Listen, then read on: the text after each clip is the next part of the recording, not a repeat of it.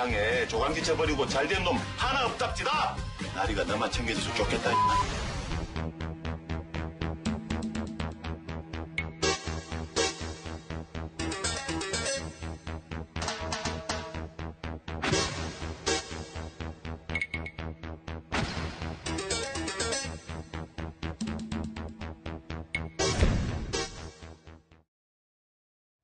네, 배우 엄지영 씨가 오달수 씨의 실명을 거론하며 과거 성추행 당했던 사건을 추가로 또 폭로했습니다. 김태현 변호사님. 네. 자, 엄지영 씨의 주장이 또 인터넷에서 오늘 하루 종일 시끄러웠어요. 어떤 내용이었죠? 그렇죠. 이제 오달수 씨한테 성추행을 당했다는 내용인데 이제 피해자인 배우 엄지영 씨 측 주장입니다. 일단은요. 네. 오달수 씨의 어떤 입장을 들어오지 못했으니까요. 연기 조언하라고 구하라고 연락을 했다. 그랬더니 저를 숙박업소로 부르더라. 이것도 좀 이상하죠? 연기주를 굳이 숙박업소로 해야 되느냐. 근데 물론 뭐 숙박업소 둘이 들어가서 진짜 연기주도 하고 나왔으면 또 아무 문제가 없는데 들어갔더니 뭐 더운데 좀 씻고 하자라고 하면서 뭐 옷을 벗기려고 하면서 제 몸에 손을 댔다. 이제 여기서부터 성추행으로 이제 들어가는 것 아니겠습니까? 그러니까 이제 배우 엄지영 씨가 저렇게 구체적으로 얘기를 하고 있기 때문에 일단 저 피해 배우인 엄지영 씨의 주장에 조금 현재로서는 좀 신빙성 있는 것 아니냐 이렇게 볼 수는 있지만 아직까지 이 부분에 대해서 뭐 경찰의 수사가 시작돼서 수사 결과가 나온 것은 아니기 때문에 그리고 오달수 씨의 어떤 공식 입장이 아직은 모르기 때문에 저 부분에 대한 사실관계를 조금 확인해봐야죠. 하지만 피해 여성의 배우의 진술은 상당히 구체적인 것은 맞습니다. 그런데 지금 오달수 씨 같은 경우에는 본인에 대해서 익명으로 폭로 내용이 공개가 될 때마다 강력하게 대응하겠다. 그러면서 사실 무근이고 무고로 고소를 하겠다라고 주장을 해왔습니다. 그런데 이 엄지영 씨가 실명을 밝히면서 추가 내용을 폭로하자 오후에 사과문을 냈군요. 그러니까 사실 오달수 씨에 대한 의혹이 처음 제기된 건 15일입니다. 네. 그러니까 벌써 시간이 꽤 됐죠. 그리고 나서 21일쯤에 이제 오달수 씨를 암시하는 기사들이 이제 보도가 되기 시작했고 23일 날에는 이제 오달수 씨를 실명으로 박은 이 기사가 나왔습니다. 네. 그리고 나서도 가만히 있다가 26일 날 돼서야 이제 오달수 씨가 아까 말씀하신 대로 사실 무근이다, 뭐 어떤 고소를 하겠다, 뭐 이런 얘기를 한 것이거든요. 그리고 나서 27일 날 배우 엄지영 씨의 아까 그 폭로가 나왔고, 그리고 이제 오달수 씨가 오늘 사과문을 발표를 하게 된 건데, 이런 일련의 과정들 쭉 보면 그동안에 26일 날 오달수 씨가 입장을 발표할 때도 왜 이제서야 발표할까, 뭐 이런 부분에 대한 여러 가지 좀 논란들이 있었지 않습니까? 네. 그런데 엄지영 씨가 다시 이렇게 구체적인 여러 가지 상황을 이렇게 증언을 하고 나오면서 아마 이제 오달수 씨로서 더 이상 버틸 수 없는 그런 상황이 됐기 때문에 네. 사과문을 발표한 게 아닌가 싶습니다. 김태현 변호사가 예전에 한번 그런 얘기를 한 적이 있어요. 사과는 타이밍이 굉장히 중요하다. 강조를 한 적이 있었는데 오달수 씨뿐만 아니라 이번 미투 운동과 관련해서 논란이 되는 분들 보면 사과 타이밍에 대해서 조금 더 생각을 했어야 되는 부분이 없지 않나 이런 생각이 들어요. 그러니까 아마 그러니까 뭐 오달수 씨 머릿속에 저희가 들어가 본 건 아닌데 아마 네. 이런 생각하지 않았겠습니까? 정말 그게 나올까? 본인은 알 거예요. 본인이 예를 들어서 어떤 나한테 무슨 피해를 당했다고 뭐 하면 본인이 진짜 정신이 없지 않는 이상 내가 과거에 어떤 여성한테 어디서 무엇을 했는지 분명히 알 수 있을 건데 그게 정말 내가 숨기고 싶은 게 나올까 그렇게 생각하지 않았겠습니까? 예를 들어서 오달수 씨 볼까요? 앞에 두 개 볼게요. 익명의 피해자입니다. 공통점이 있죠? 성폭행 당했답니다. 그 피해 내용이요 아주 구체적이진 않아요. 네. 그리고 익명이고 그러니까 오달수 씨는 저 두 개는 본인이 뚫고 나갈 수 있다고 봤을 거예요. 네. 야, 뭐 구체적이지도 않고 뭐 20년 전 일을 니저한테 못 전하는 거야. 누가 반사 이런 식으로. 근데 이제 엄지영 씨 같은 경우는 실명이 공개된 뿐만 아니라 본인이 얼굴까지 공개됐습니다. 네. 그리고 이제 숙박업소라, 뭐 연기 지도 명목이다. 가서 오달수 씨가 무슨 대화를 했다. 왜 숙박업소에 가자고 했느냐는 그런 것까지 굉장히 자세하고 구체적이기 때문에 오달수 씨 입장에서는 조금 이것을 피해 나가기는 어렵다고 보지 않았을까요? 그래서 아마 이제까지는 좀 다른 대응을 하는 것 같은데 네. 상황은 좀 많이 늦었죠. 그리고 사후에 사과를 한다고 해서 그 범죄 혐의가 없어지는 것은 아니라는 점을 제가 분명히 그런데 지금 오달수 씨, 그러니까 앞으로 개봉될 영화, 그리고 찍고 있는 영화, 그리고 방영될 드라마까지 4편 정도가 관계가 돼 있었는데 이제 드라마에서는 하차를 하겠다라고 발표를 했군요. 드라마에서는 이미 이제 하차를 하기로 확정이 됐고요. 네. 지금 영화가 한 4편 정도가 지금 준비가 되고 있습니다. 영화 컨트롤이라고 저기에서도 이제 중요한 역할로 등장을 하기 때문에 저건 전체적으로 아마 영화사 측에서 통편집을 하려고 지금 논의 중에 있는 거고, 영화 신과 함께 2, 신과 함께 지난번에 한 1,400만 됐지 않습니까? 그 정도로 국민들 많은 사랑을 받았던 영화이고, 두 번째에서도 판관으로 지금 좀 찍었는데, 뭐 판관 역할과 지금 여러 가지 오달수치 상황이 전혀 어울리지 않으니까 그 부분에 대해서도 좀 편집이 되지 않을까 예상이 됩니다. 그래서 한 4편 정도 돼 있는 영화 부분에 대해서 전체적으로 좀 하차할 것으로 그렇게 예상이 되고 있습니다. 네. 자, 조민기 씨, 배우 조민기 씨도 지금 추가로 계속 폭로가 되고 있습니다. 특히나 조민기 씨가 여성과 주고받은 이 SNS 메시지 내용까지 적나라하게 공개가 되면서 지금 더 논란이 커지고 있죠. 오늘 오후에 검색어 1위가 뭐냐면 조민기 카톡입니다. 네. 저도 그 검색어 1위 그걸 보고 이게 뭐지 하고 찾아봐서 알았는데, 일단은 이 여성 제보자가 2015년 8월에서 이제 파티에서 조민기를 만났다는 거예요. 그래서 어떻게 해서 연락처를 이제 받아갔다라는 거죠. 그래서 SNS에 이제 팔로우를 하게 됐는데, 그런데 이제 조민기 씨가 저 여성분한테 카카오톡 메시지를 보냈는데 참 제가 읽을 수가 없네요. 네. 저도 너무 민망해서. 네. 여러 가지 그런 얘기들, 뭐 사진을 저 마지막 보시면 본인의 어떤 신체 사진을 찍어 보냈다는 거 아니겠습니까? 네. 그리고 여러 가지 어떤 좀 음란한 대화들, 이런 것들을 보냈기 때문에 이게 과연 저 증거가 남아있는 거 아니겠어요? 부인할 수도 없는 거죠. 그 여성이 저 내용을 공개를 했으니까. 네. 과연 조민기 씨의 저거 하나 때문에 이제까지 조민기 씨가 조금 청주제에 있었던 부분도 명쾌하게 인정하는 것이 아니라 조금 부인하는 듯한 태도를 사실은 보였었는데, 네. 조민기 씨 말의 신빙성이 확 떨어지는 거죠. 이렇게. 네.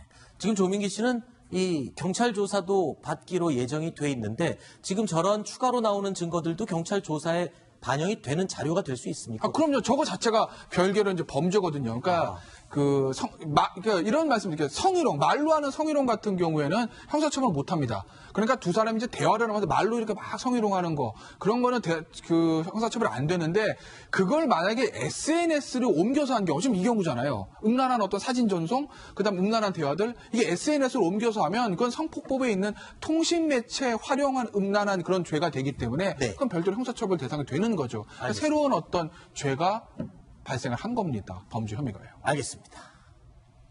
자, 이 미투 운동의 파장 역시 계속 진행되고 있는 상황입니다. 앞으로 또 어떻게 일파만파 퍼져나갈지 지켜보겠습니다.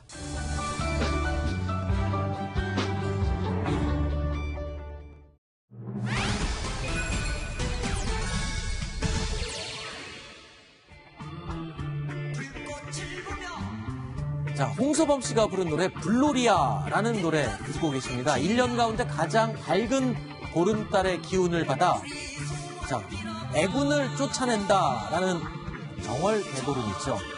이틀 앞으로 이제 다가왔습니다. 정월 대보름 준비에 분주해진 곳 어딜까요? 바로 소방서입니다.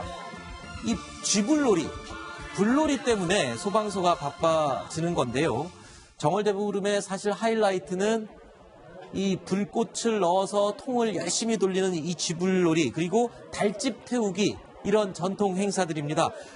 이 화재 위험성 때문에 소방서들은 이때만 되면 경계 근무를 굉장히 열심히 할 수밖에 없다고요. 네, 그런 소방 공무원들 덕분에 저런 지금 나오고 있는 그 민속놀이 같은 것들을 우리가 안심하고 할 수 있을 것 같다는 생각이 드는데, 오늘은 비가 내리긴 했지만은 지금 전국적으로 건조주의보 같은 것들이 굉장히 자주 발령이 되고 있습니다. 그렇기 때문에 자칫 잘못해서 쥐불놀이라든지 달집 태우기 같은 것들이 화재로 이어질 수 있기 때문에 소방 공무원분들은 지금 같은 시즌에는 훨씬 더 바짝 경계 근무를 한다는 그런 소식입니다. 네. 하지만 걱정하지 마십시오. 올해 정월 대보름부터는요, 이 사뭇 달라질 것 같습니다. 정월 대보름 풍속도 세대 교체가 되기 때문인데요. 화재 위험성 전혀 걱정 없는 쪽으로 쥐불놀이가 바뀌고 있습니다. 요즘 젊은 세대들 바로 화재 걱정 없는 LED 등을 위한 이용한 쥐불놀이로 바뀌고 있다고 합니다. 자, 김태현 변호사님. 예. 자, 정월 대보름의 세대 교체, 네. 쥐불놀이를 LED 등으로 하네요. 아, 어렸을 때 원래 깡통에다가 구멍 뚫어갖고 그렇죠. 했었잖아요. 근데 저게 약간- 지금 네. 신세대 쥐불놀이군요. 네, 근데 저게 이제 장점이요. 네. 일단 화재 위험 없고, 그리고 아무래도 등 불이 다양하니까요. 더 색깔이 예쁘네요. 색깔이 예쁩니다. 그리고 네. 아무래도 화재염이 없으니까 저렇게 막 옆으로도, 근데 진짜 지불려면 저렇게 몸에다가는 못 두르잖아요. 근데 이제 몸에다도 돌리고 몸에 감기도 하고 여러 가지 어떤 다양한 어떤 퍼포먼스를 할 수 있어서 네. 이들한테 인기가 많은 것 같네요. 그렇군요. 그런데 이 LED뿐만 아니라 정월 대보름의 풍경이 신세대들이 많이 바뀌는 부분이 또 있어요. 그렇죠. 정월대보는 보름달을 봐야 되는데 사실 날씨 흐리면은 못 보잖아요. 네. 근데 이제 날씨가 흐려도 실내에도 달궁을 할 수 있다는 것도. 저거 아, LED. 이게 지금 실제 달이 아니라 전등인가요? 아, 그렇죠. LED 조명이에요. 그러니까 위에 있는 진짜 그 쥐불놀이 할 때 LED처럼 달과 비슷한 이제 조명을 갖다 놓은 건데, 아, 그런데 쥐불놀이야 LED로 밖에 나가서 타면 되는데, 그래도 달은 또 실제 달을 봐야 그 맛 아니겠습니까? 그렇죠. 전등은 너무 작잖아요. 네, 쥐불놀이가 안전한 LED 쥐불놀이로 바뀐 것 굉장히 신기하고요. 네. 이 밖에서 날이 흐리면 볼 수 없는 보름달도 그렇죠. 자, 실내에서 이렇게 달 모양 네. 똑같은 전등이 굉장히 유행이라고 합니다. 네. 정월 대보름에. 그리고 이제 역시 정월대보름 하면 오곡바가 묵은 나물. 저도 어릴 때 생각해보면 정월대보름 딱 일어나면 엄마가 이렇게 어머니가 그 뭐 부럼 주잖아요. 그렇죠. 딱 말하지 말고 깨물어 먹으라고. 근데 그거 깨물고 저녁에 그 나물이랑 오곡밥 먹었던 기억이 나는데. 이것도 또 간편식으로 다 손이 나오고. 많이 가잖아요. 오곡밥하고 그렇죠. 나물 다 아. 볶으려면. 근데 저렇게 지금 보시는 것처럼 딱 세트로 나와가지고 쉽게 먹을 수 있게 네. 준비가 돼 있다고 합니다. 알겠습니다. 안전하고 간편하고 즐거워지는 정월 대보름. 여러분도 바뀌는 신세대 정월 대보름 한번 즐겨보시는 건 어떨까요?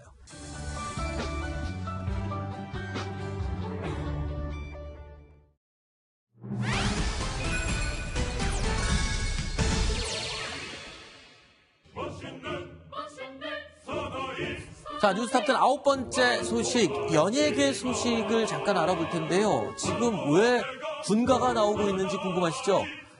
아이돌 그룹 빅뱅의 G드래곤이 어제 강원도 철원에 위치한 신병교육대에 입소를 했습니다. 그런데 이 G드래곤이 입소한 곳에요, 군 생활이 힘들기로 아주 유명한 그런 부대가 있다고 합니다. 바로 이곳으로 G드래곤이 들어갔습니다. 백골부대. 이 이야기부터는 강희롱 더 팩트 대중문화 전문기자와 또 함께하겠습니다. 어서 오십시오. 이 군대 얘기여서 신인균 대표님이 오늘 앞부분을 끝내고 계속 앉아서 기다리셨습니다. 강희룡 팀장님과 두 분 활약을 기대하겠습니다. 일단 자, G드래곤 머리를 짧게 자르고 백골용사로 이제 변신을 했는데, 강 팀장님이 먼저 전해주시죠. 어제 입대할 때 분위기는 어땠습니까, 현장? 네, 원래 소속사에서 공식적인 행사 없이 조용히 들어간다는 방침을 세웠는데, 네. 많은 팬들이 또 기자들도 가서 현장을 지켰고요. 일단 G드래곤이 백골부대로 간다는 게 굉장히 좀 화제였습니다. 그렇죠. 백골부대가 조금 전에 말씀하셨듯이 굉장히 좀 빡세고 힘든, 다른 데보다 표현은 좀 비속어기 때문에 조금 힘들고 조금 훈련이 더 좀, 거친 네, 훈련이 그렇습니다. 더 많은 곳 이렇게 네, 바꾸겠습니다. 맞습니다. 예.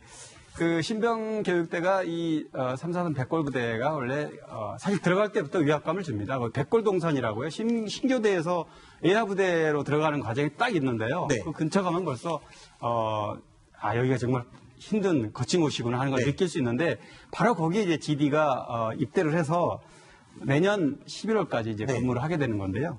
근데 우리 이 최전선에는 그거 있어요. 대북 확성기 방송이 항상 열리고 있지 않습니까? 근데 대북 확성기 방송에서 바로 이 G드래곤의 노래가 방송이 됐었거든요. 그런데 그 최전방에 G드래곤이 직접 입대를 하게 된 셈이군요. 네, 그렇죠. 2년 전에 빅뱅의 뱅뱅뱅. 네. 이게 이제 대북 확성기에 이게 방송이 됐었습니다. 당시에 네. 한참 인기 있었던 이해란 씨의 백세 인생이랑 같이 번갈아 가면서 아하. 다른 곡들을 이렇게 했는데, 바로 그 부대에 이제 백골 부대로 GD가 입대하는 어떤 상징적인 또 의미도 있겠네요. 네. 자, 그러면 백골 부대가 도대체 얼마나 힘든 곳인지 한번 여쭤보겠습니다. 신규 대표님, 백골 부대 어떤 부대입니까? 방금 이제 굉장히 빡센 부대라고 이렇게. 아이, 빡치게 표현을 하지 말아달라니까요. 그러니까 조금 힘들고 거친 훈련이 많은 곳 이렇게 네. 바꾸겠습니다. 그래서 도대체 왜 백골 부대를 그렇게 생각을 하냐라고 해서 국방부에서 연구를 한 적도 있었어요. 네. 이 백골 부대는 특수부대가 아닌데 왠지 백골 부대는 특수부대처럼 느껴지고. 네. 이게 도대체 왜 이런 거야? 이름 때문에 그런가요? 이런 이 백골 부대만의 이 어떤 그 문화를 우리가 한번 연구해보자. 그래서 군대를 이렇게 만들어보자 할 정도로. 그런데 이 백골 부대가 육군 3사단이거든요. 이 10월 1일 날, 1950년 10월 1일 날 휴전선을 돌파를 했어요. 우리 국군의 날이 10월 1일이지 않습니까? 아. 그것을 기념해서 국군의 날을 만들었습니다. 그리고 6.25 이후에 지금이야 뭐 별로 없지만 수많은 북한 무장 공비들 또 간첩, 침투 뭐 많이 있었지 않겠습니까? 네. 그런데 그 중에서 한 번도 뚫린 적이 없는 완전 작전을 한 부대가 백골 부대고 그렇군요. 네. 그렇게 의미가 있고 정말 무서울 수밖에 없겠군요. 그런데 신인균 대표님이 아무리 말씀을 하셔도 얼마나 힘든지 진짜 제대로 알고 앉아 계신 분이 바로 옆에 앉아 있습니다. 소종석 국장님이 백골부대 출신이라면서요. 저는 뭐 1990년, 네. 91년 그 시기에 이제 근무를 했는데 그럼 지드래곤과 같은 부대 이제 고참이 되시고 선임이 되시는 연대가 3개 있어요. 아, 그래요? 예, 지드래곤이 어떤 연대로 갈지 모르겠는데 저는 이제 그 중에 한 연대에 근무를 했었는데 이 어떻게 보면 훈련으로만 치면 이제 3, 4단은 철책 부대이기 때문에 네. 철책을 지키는 부대거든요. 네. 훈련문으로 치면 그 이제 후방에 있는 뭐 8사단이나 이런 데가 더 힘들 텐데 백골부대 장병들은 일단 자부심이 굉장히 강합니다. 아까 이제 신인균 대표 말씀하신 대로 이 38선이죠. 1950년 10월 1일 날 38선을 처음으로 돌파한 부대가 우리 백골부대다. 여기에 대한 굉장한 자부심. 또 이제 해산진 북진해가지고 해산진에 제일 먼저 도착한 부대도 역시 백골부대다. 그렇군요. 이러한 굉장한 자부심을 갖고 있기 때문에 아마 다른 네. 부대보다도 훨씬 더 어떤 송 국장님은 거기 백골부대에서 어떤 일을 하셨나요? 저는 이제 백골 부대원들한테 전투화라든지 전투복 이런 걸 보급하는 일을 보급 담당이셨군요. 보급 담당이었습니다. 자, 말 나온 김에요. 찾아봤습니다. 그랬더니 연예인들 가운데서도 이 백골부대를 나온 사람들이 꽤 있더라고요. 지금 주원 씨도 그랬고 지창욱 씨도 지금 그렇고. 근무 중 하고 있습니다. 근무 중이죠. 네. 참. 예. 근무 중인. 그러니까 그 유명한 백골부대에 상당히 많은 스타들이 가 있군요. 네. 제가 이제 오늘 조금 사실은 취재를 해봤습니다. 네네.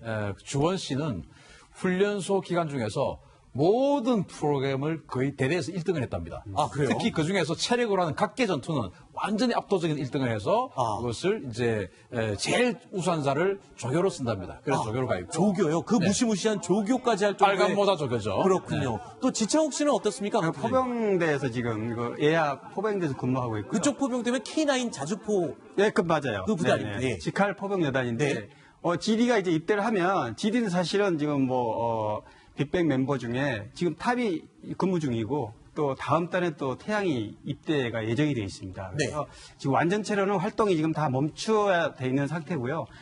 아마 복무가 다 끝나는 줄줄이 다 끝나는 한 3년 후쯤에나 다시 완전체가 묵히지 않을까. 네, 그런 상황이죠. 알겠습니다. 자, 이 최전방에 정말 힘들고 거친 훈련이 조금 더 많은 백골 부대에 거침없이 지금 입대한 지드래곤 그리고 현재 군생활 열심히 하고 있는 주원 씨, 지창욱 씨 건강하게 다시 우리 팬들 곁으로 돌아오길 기원해 보겠습니다.